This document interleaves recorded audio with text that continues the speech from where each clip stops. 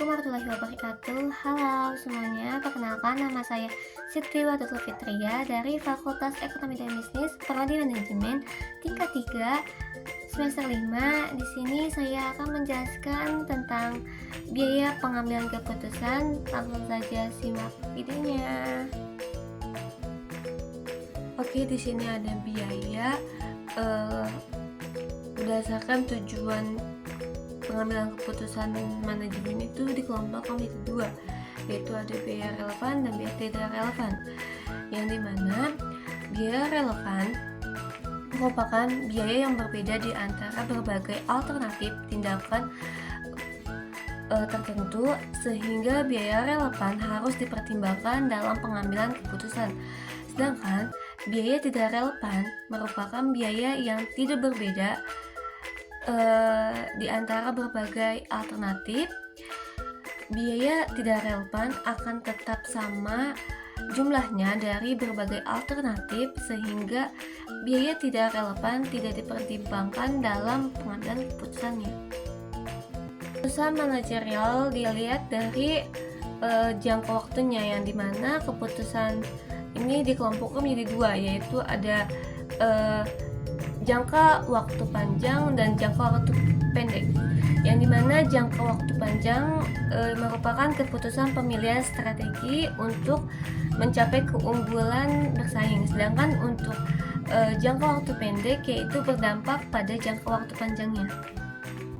Oke, di sini ada model pengambilan keputusan taktis, yang dimana pengambilan keputusan ini terdapat 6 proses, yaitu yang pertama ada mengidentifikasi masalah, yang kedua ada mengidentifikasi setiap alternatif penyelesaian masalah, yang ketiga ada mengidentifikasi biaya dan manfaat dari setiap alternatif penyelesaian masalah, yang keempat ada menghitung total biaya dan manfaat relevan dari setiap alternatif penyelesaian masalah, yang kelima ada pertimbangkan dengan faktor kualitatif, yang keenam ada pengambilan keputusan dengan memilih alternatif yang memberikan manfaat yang terbesar.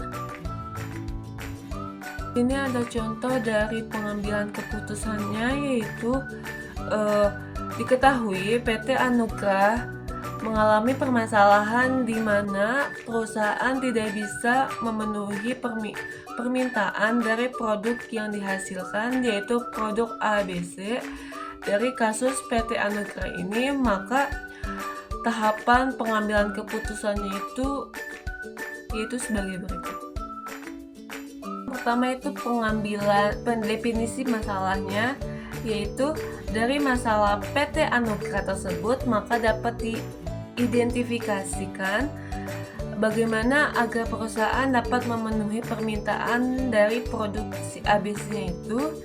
Yang kedua yaitu ada mengidentifikasi setiap alternatif penyelesaian masalah, alternatif pemecahan masalahnya itu, yaitu ada yang dimana satu, membangun sarana baru dengan kapasitas yang cukup. Yang kedua yaitu menyewa sarana baru yang lebih besar dan menyewakan sarana yang sudah ada.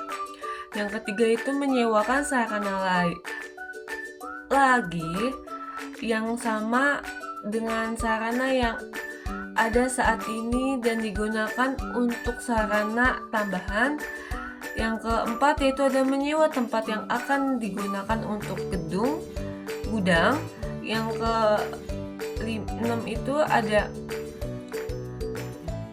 kelima itu ada membeli komponen produk ABC dari pihak luar sehingga tidak memikirkan kapasitas.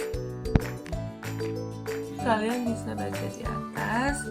Selanjutnya itu tahap 3, yaitu mengidentifikasi biaya dan manfaat dari setiap alternatif yang layak untuk penyelesaian masalah, yaitu tahapan ini tuh menghitung biaya dan manfaat alternatif yang layak dan tidak beresiko, yaitu alternatif penyewaan tempat yang digunakan untuk gudang dan alternatif membeli komponen dari produk ABC ini.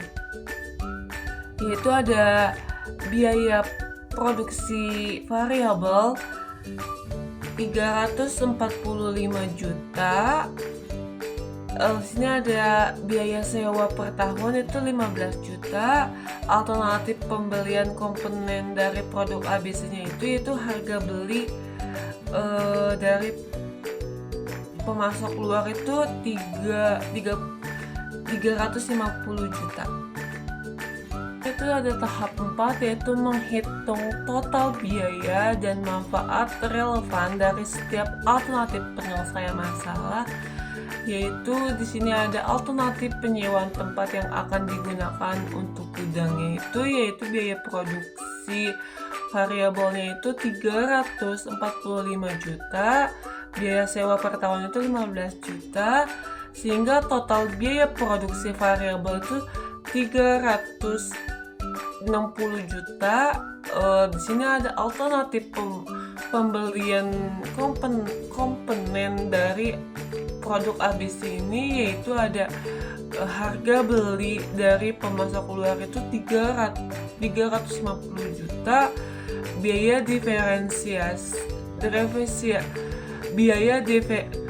diferensialnya yaitu 360 juta dikurang 350 juta, yaitu yang dimana hasilnya ada 10 juta.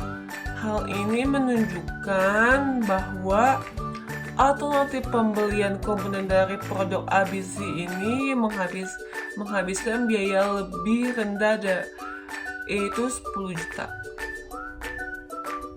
Selanjutnya di sini ada tahap 5, yaitu memperhitungkan dengan faktor kualitatif. Di sini ada beberapa faktor kualitatifnya. Salah satu contohnya yaitu dari komponen produk ABC yang dibeli di bawah standar yang ditentukan oleh PT Anugrah dan harganya yang ditawarkan dari pemasok tidak stabil.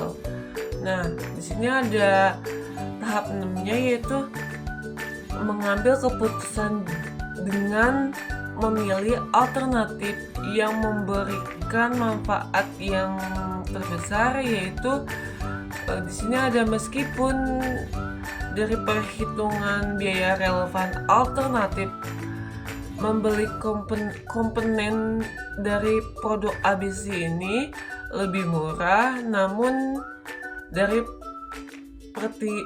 pertimbangan faktor kualitatif tersebut terdapat dampak yang negatif, sehingga keputusan yang diambil adalah alternatif penyewaan tempat yang akan digunakan untuk gudang.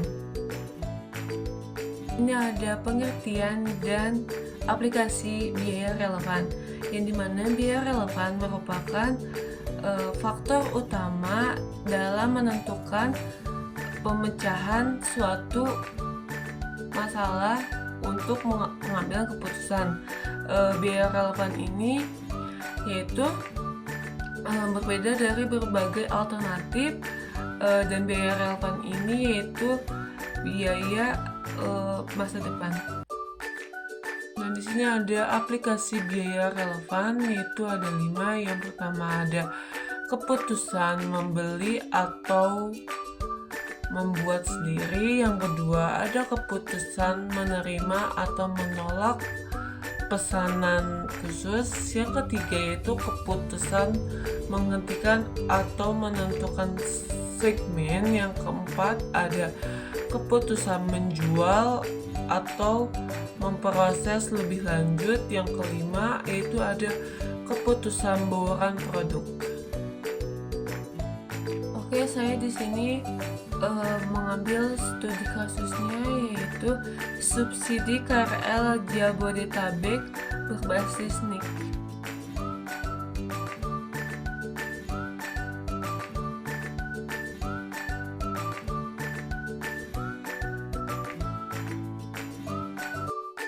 Kementerian Perhubungan masih mengkaji skema subsidi KRL Jabodetabek berbasis nomor induk kependudukan NIK. Ekonom menilai segmen ini bisa jadi jalan keluar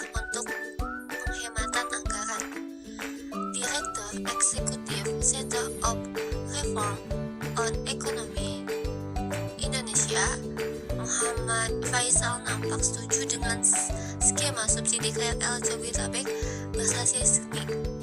Menurutnya, beban subsidi menjadi semakin besar di tengah peningkatan penggunaan KRL sehingga dapat menjadi beban kepada APBN.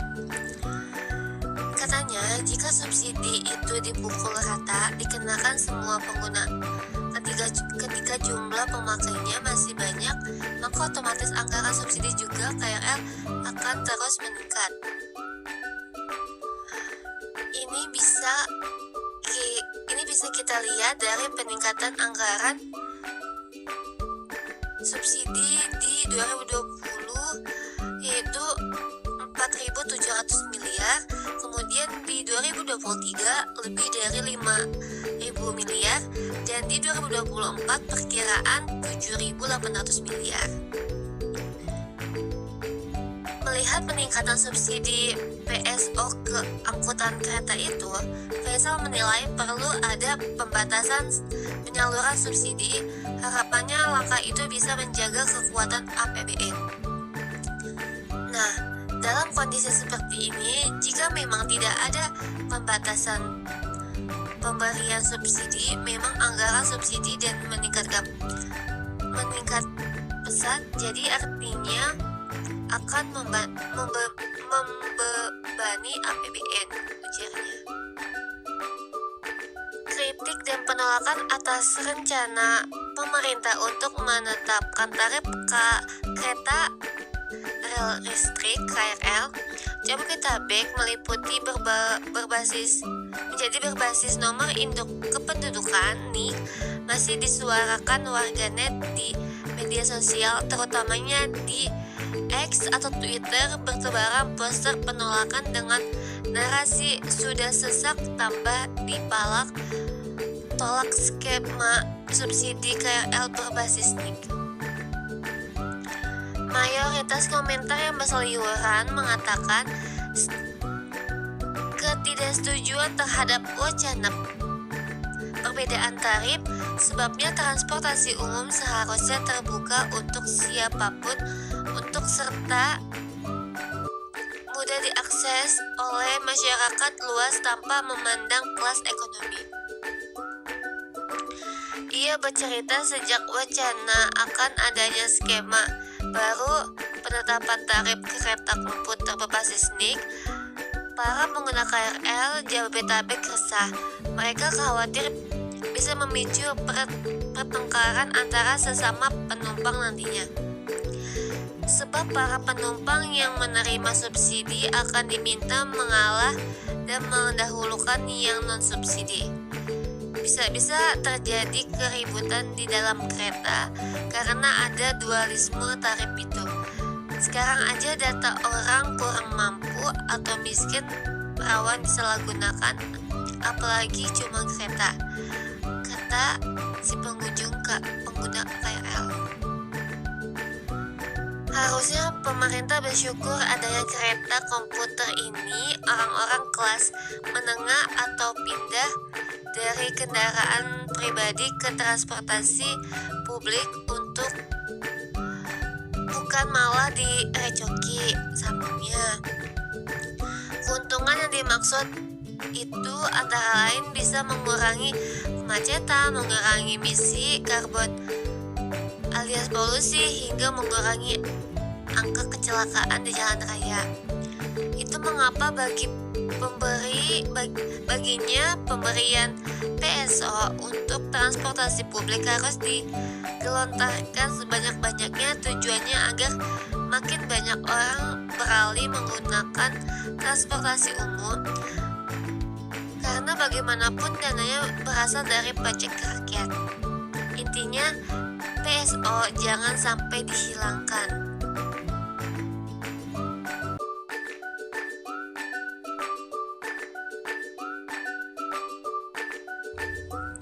Sebelumnya, Yayasan Lembaga Konsumen Indonesia (YLKI) menyoroti wacana pemerintah mengubah skema subsidi KRL Jabodetabek berbasis nomor induk kependudukan NIK.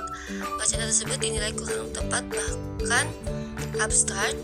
Mengubah Pengurus Harian YLKI Agus Suryanto menegaskan kebijakan itu kurang tepat untuk diterapkan.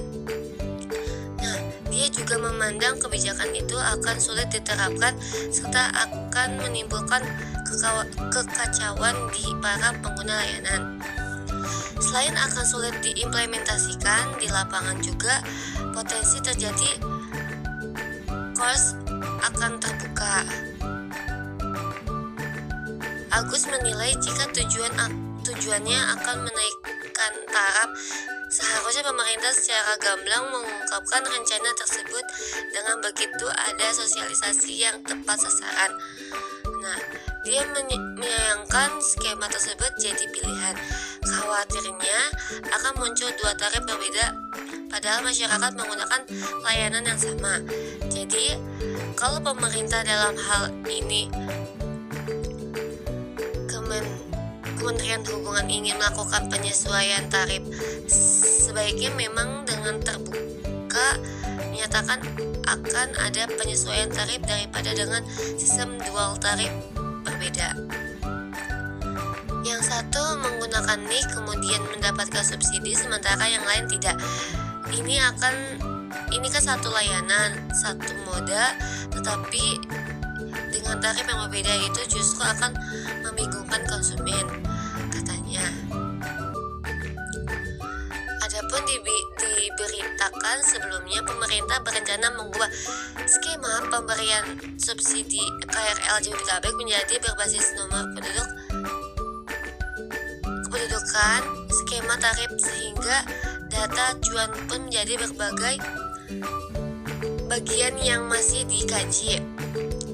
Juru bicara Kemenhub Adita Irawati menyampaikan belum ada rencana kenaikan tarif dari KRL Jabodetabek. Dia juga masih akan mengkaji soal kemungkinan perubahan tarif jika subsidi berbasis pada NIK.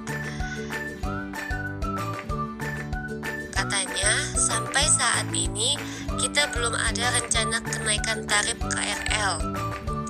Selain dampak pada tarif, dia menyebut masih membahas terkait acuan data dari usulan skema subsidi tersebut. Ya, itu nanti kita lihatlah. Ya, jelas basisnya NIK. Nah, NIK-nya ini nanti akan diambil dari sisi apanya? Itu yang sebenarnya sedang kita bahas, katanya. Nah, PSO ini memungkinkan merujuk pada dua pilihan data acuan yang dimana seperti yang kita ketahui data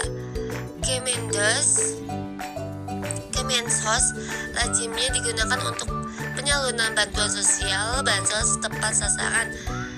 Nah, itu juga salah satu masalahnya. Jika kita akan menggunakan data yang mana itu kita juga pasti masih bahasnya. Menurut pembahasan sial subsidi KRL Jabodetabek berbasis NIK ini belum masuk pada bahasa data acuan tadi. Artinya wacana tersebut masih pada tahap awal. Oke, cukup sekian dari saya. Kurang lebihnya mohon maaf. Wassalamualaikum warahmatullahi wabarakatuh. Jangan lupa ditonton videonya.